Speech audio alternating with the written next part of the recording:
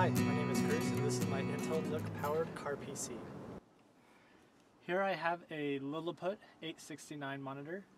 I have a Intel NUC that is Celeron powered, and I have a Microsoft GPS unit from Microsoft Streets and Trips. Inside the NUC I have a 330 Intel solid state drive.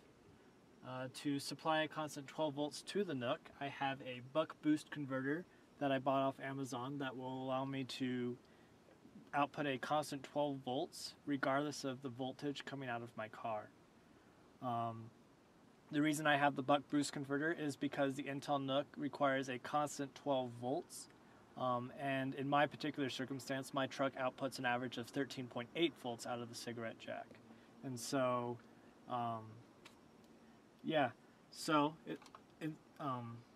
as far as turning it on, it's relatively simple. I just simply plug it in. Everything turns on.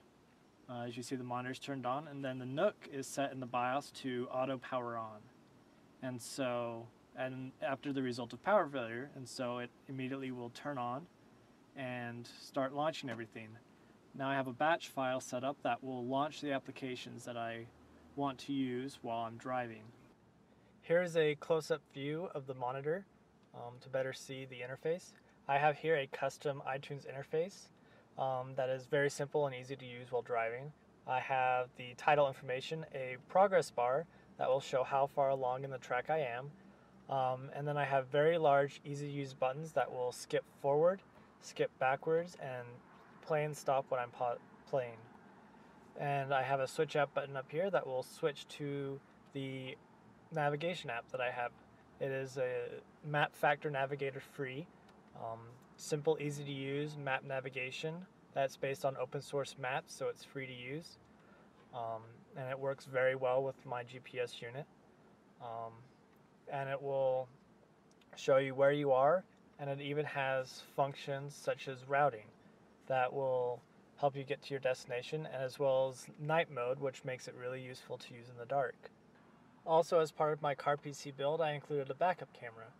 To get to my backup camera, I just cycle through the inputs, and then upon throwing my car into reverse, the camera will power itself on and we'll be able to see behind me, and then once I shift out of reverse, it will shut back off.